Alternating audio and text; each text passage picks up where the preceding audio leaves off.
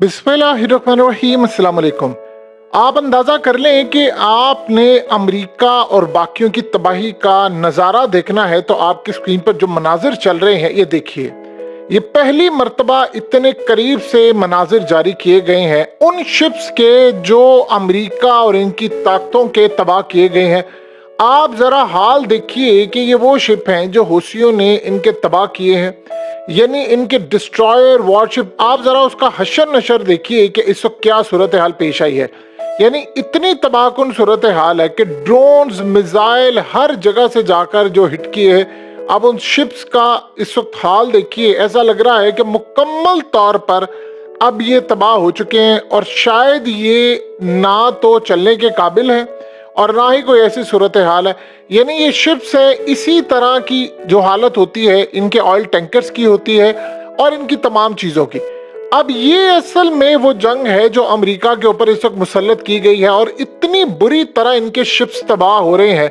देखिए, बहुत सारी चीज़ों की वीडियो और फुटेजेस जो है वो नहीं आती सामने, लेकिन जिनकी आती है आप यहाँ से ही अंदाज़ा कर सकते हैं इस शिप की हालत देखकर कि कैसे अमेरिका के तकरीबन 110 से जायद के करीब अभी इस वक्त शिप, यानी आप ये समझ ले, जो तबाह हो चुके हैं अमेरिका के, इजराइल के और बाकी ताकतों के। और ये सिनेरियो जब बनता है तो इसको रिपेयर होने में कितना टाइम लगता है? ये इतनी जल्दी रिपेयर नहीं होता और उसके बाद होता भी है, चलता भी है, नहीं चलता। कितनी सूरत हाल खराब होती है कि ये दोबारा सर्विस में आते हैं, ठीक होते हैं, अरबों डॉलर्स का नुकसान हो जाता है क्योंकि किसी जगह पर आप कंटेनर भी लेकर जा रहे हैं, वो भी मामलात खराब है। ये असल में वो जंग है जो इस वक्त अमेरिका के दिल पर और इजराइल के दिल पर वार करी। अब सबसे जो अहम बात शुरू होने वाली है वो ये है कि हौसियों ने, अब उनके जो मीडिया आउटलेट्स हैं उनकी जानिब से ये बात बिल्कुल आम होना शुरू हो गई है कि इसराइल हिजबुल्लाह के साथ जंग में कूदने जा रहा है और इसराइल के साथ इस जंग में हौसियों की भी एंट्री होने जा रही है, जो सबसे ज्यादा अब तक की सूरत हाल खतरनाक है। अब सबसे बड़ा मसला ये है कि जो हिजबुल्लाह की इस वक्त फौज है, उनके जो फाइटर्स हैं, वो तकरीबन 50 ऑपरेशंस हर हफ्ते कर रहे हैं और इसराइल की नाक के नीचे ये सारे ऑपरेशंस हो रहे हैं। और इस सारी सूरत हाल में उनके कितने लोग मारे जा रहे हैं, यानी आप ये सोच लें कि अब तक तकरीबन 1700 के करीब जो इनके पीसीज हैं, यानी वो जो इंटेलिजेंस मालूमात इकट्ठे करने वाली ये तमाम इनकी डिवाइसेस और चीज़ें, वो पिछले काफ़ी महीनों से तबाह कर दी गई है। अब हुआ क्या है कि हिजबुल्लाह ने इनके ऊपर कर दिए हैं हमले बड़े तेज़ी के साथ, और हमले इसलिए तेज़ी के साथ उन्होंने शुरू कर दिए हैं कि अब ये जो जंग आ रही है उससे पहले इनका जो सर्विलेंस का निज़ाम है, जासूसी का निज़ाम है, या तमाम चीज़ें, जैसे ये हौसियों ने शिप तबाह किए हैं, अब उनकी हालत देख सकते हैं। एग्जैक्टली ये नुकसान इतना ज़्यादा बड़ा हो रहा है, इतना ज़्यादा बड़ा हो रहा है कि अब इसराइल के लिए इस लड़ाई को जीतना नामुमकिन है, लेकिन उसके बावजूद वो फौजें उतारने के लिए तैयार है। उधर हौसियों ने असल में ग्रीन सिग्नल दे दिया है कि अगर ये जंग होती है तो लिबनान में जाना और वहां से फिर लड़ाई करना और इनके ऊपर एक जंग मुसल्लत करना वो बड़ा आसान है। यानी इराक से, शाम से, हौसियों से, और अब सूरत हाल ये है कि अफगानिस्तान के ऊपर, क्योंकि अफगान तालिबान के लीडरान गए हुए हैं हज पर, और जब वो सारे लोग हज पर गए हैं तो वहां पर लोग उनसे कह रहे हैं, उनसे उम्मीद लगा रहे हैं कि आप लोग कब जाएंगे इसराइल के खिलाफ या कब जाकर गजा की मदद करेंगे। वो प्रेशर उनके ऊपर भी इस वक्त पड़ता जा रहा है, नीचे से बिल्डअप हो रहा प्रेशर। अब तक की सूरत हाल ये थी कि अमेरिका ने जितने इनके शिप्स तबाह हुए हैं, इवन के सबसे बड़ा मामला उनका जो एयरक्राफ्ट कैरियर तबाह हुआ है, इन तमाम चीज़ों की तस्वीर रिलीज करने से, फुटेजेस रिलीज करने से इस वक्त इनकार किया है कि अवाम के अंदर बददिली पैदा होगी, वो शदीद गुस्से में आएंगे, हमारे खिलाफ आएंगे कि आप अभी तक ये जंग किसी सूरत नहीं जीत सके, और ये दिन ब दिन ये जंग हारते हुए नजर आ रहे हैं। सबसे बढ़कर इनके गले पड़ी हुई है। देखिए, अफगानिस्तान में जब से अमेरिका के खिलाफ ये मामला हुआ है, जितनी छोटी ताकतें हैं उनके अंदर से अमेरिका और इजराइल का खौफ हो गया खत्म। अब खौफ जब आपका खत्म हो जाता है तो आप फिर परवाह नहीं करते, आप हमले के लिए तैयार रहते हैं। एग्जैक्टली ये हो रहा है इस वक्त इजराइल के साथ।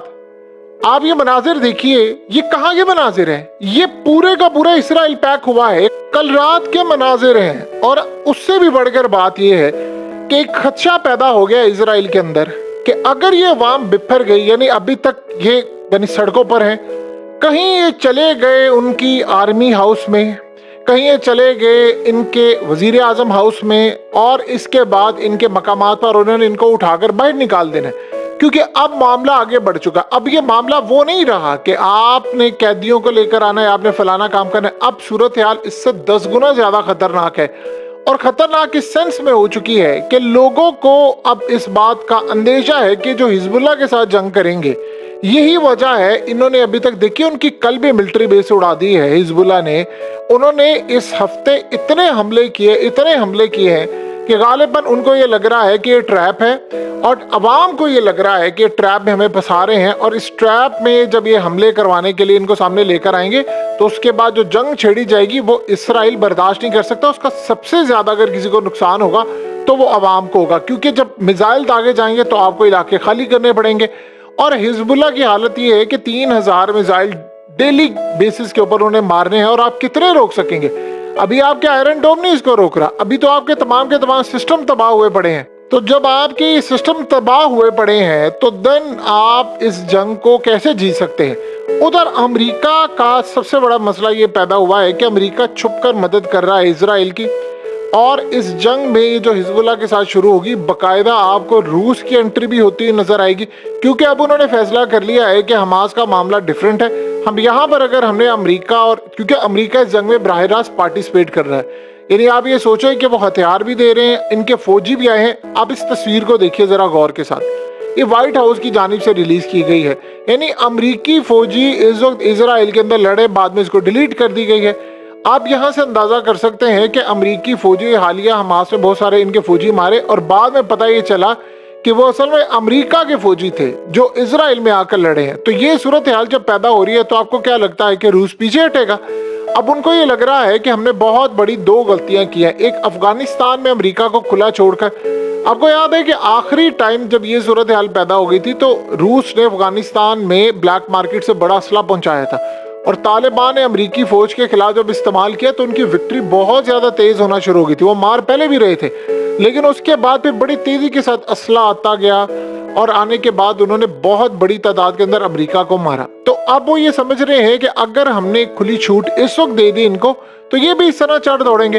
असल में 2-4 ताकतें जो होती है, जैसे अब हूसी हैं, उन्होंने शिफ्ट तबाह कर, आपने सिर्फ उनको देना होता है सपोर्ट, असला और तमाम चीजों, फिर आगे लड़ाई करते हैं। ईरान की ये सूरत हाल है कि ईरान ने इस वक्त बड़े तेजी के साथ ये मामला यानी छेड़ दिए हैं। हिजबुल्लाह ने इस वक्त ईरान से लिए हैं नए मिसाइल। अब ईरान के जो नए मिसाइल हैं वो हिजबुल्लाह के पास पहुंचे हैं। ये सारे के सारे जो मिसाइल हैं वो इजराइल के खिलाफ इस वक्त इस्तेमाल हो रहे हैं, और बहुत बड़ी तादाद में खेप उनके पास पहुंची है, ड्रोन्स पहुंचे हैं। लेकिन ये जो ड्रोन्स और मिसाइल पहुंचे हैं, ये असल में इनके साथ कुछ एडवांस टेक्नोलॉजी भी पहुंची है, जिससे नुकसान ये हो रहा है कि इसराइल का सारा सिस्टम हो गया बेकार।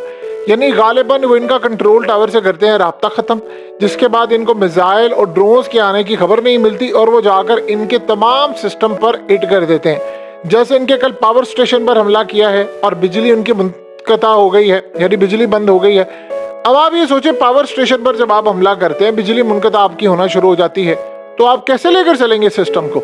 यानी आप कल को अंधेरे में पूरे का पूरा इसराइल डूब जाएगा। एग्जैक्टली यही सूरत हाल है। हौसियों ने हाइफा पोर्ट पर जब ऑपरेशन शुरू किया है तो इसराइल ने इस बात का पहली दफा अंदाजा लगाया है कि हमारे घर में घुसकर आप अगर मार रहे हैं, तो उन्होंने इसीलिए अमेरिका को कहा कि हम ये अकेले जंग नहीं लड़ सकते, हमें आपकी इस जंग में बड़ी सख्त जरूरत है। और यही वो वजह है कि जो जंग इस वक्त लड़ने के लिए जा रहे हैं उसमें इजराइल के कई ऐसे जर्नैल हैं जो ये जंग में सपोर्ट करने के लिए तैयार नहीं। वो बार बार इनको वार्न कर रहे हैं कि देखिए अब हूसियों का और इनका वो मामला नहीं रहा। अगर इस तरह शिप तबाह हो सकते हैं तो फिर इजराइल के अंदर घुसकर भी वैसे शिप तबाह कर सकते हैं। अगर ये मनाजिर बाहर आ सकते हैं तो क्या ये मनाजिर आगे नहीं जा सकते? जितनी डिवीजन इस वक्त इजराइल की पार्लियामेंट में यानी उनकी कैबिनेट के अंदर पाई जा रही है, या उनकी पार्लियामेंट में पाई जा रही है, या उनकी फौज में पाई जा रही है, ये इसराइल की 76 साल तारीख में कभी जिंदगी में ऐसा नहीं हुआ। और दूर दूर तक ये याद रखिएगा, दूर दूर तक ये जंग खत्म होती नजर नहीं आ पा रही। और इस सिनेरियो में हिजबुल्लाह ने असल में जो नुकसान पहुंचाया वो हमास अभी तक नुकसान नहीं पहुंचा सकी इसराइल को, ये आप समझ लें।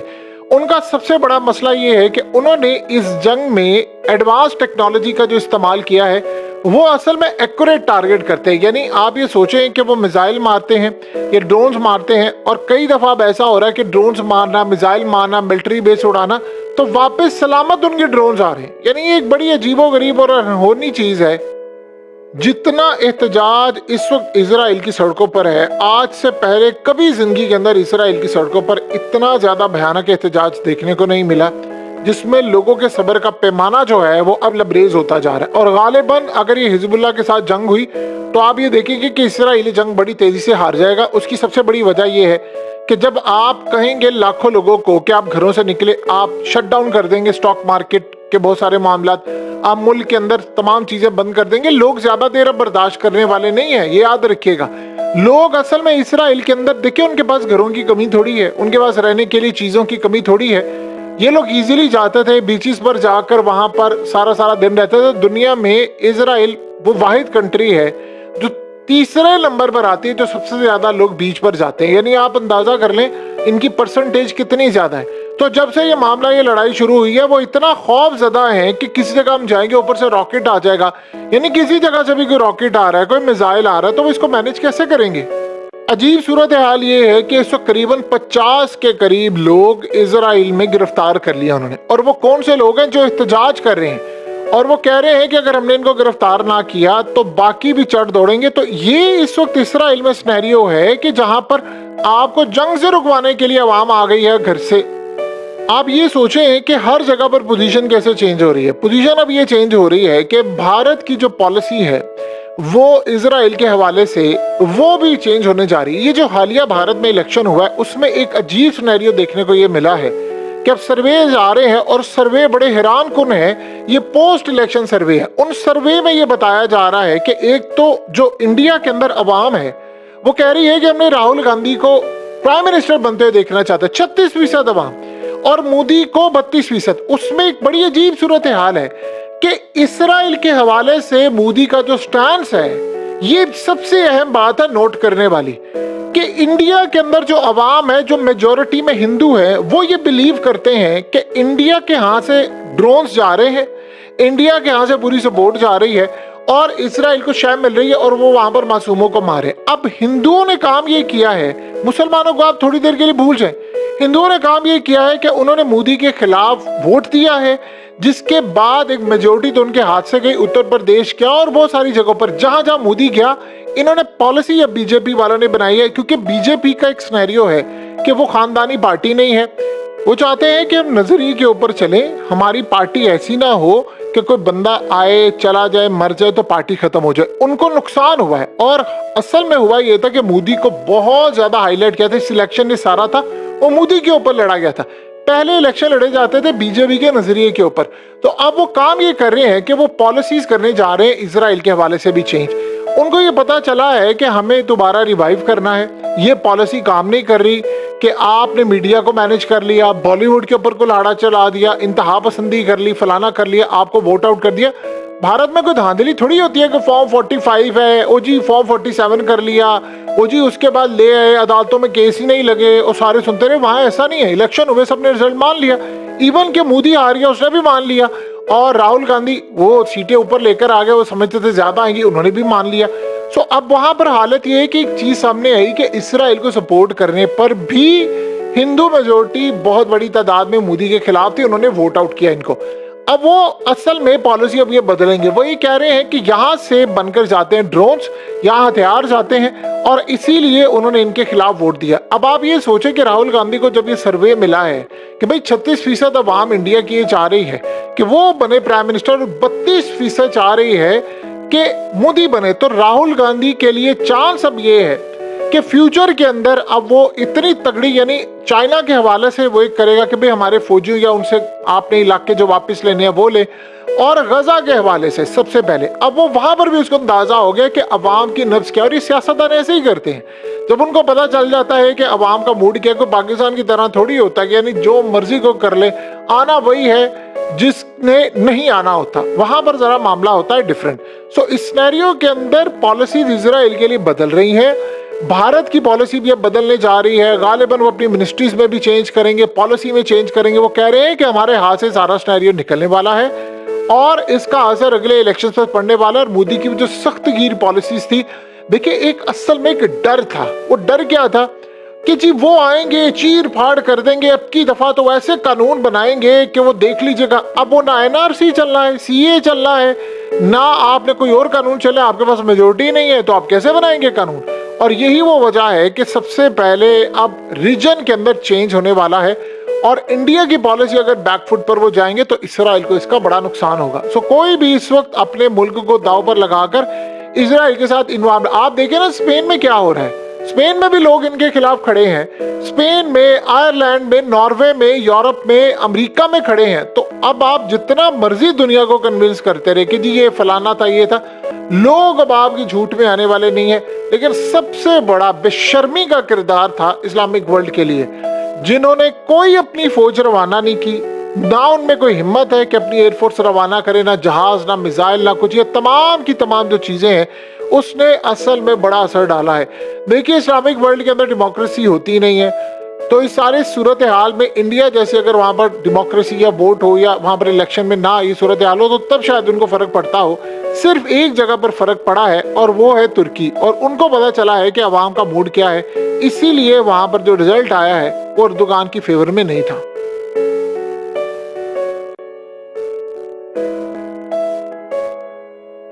हकीकत टीवी को सब्सक्राइब करना मत भूलें, वीडियो को लाइक करें, शेयर करें और कमेंट सेक्शन में अपनी राय का इजहार जरूर करें।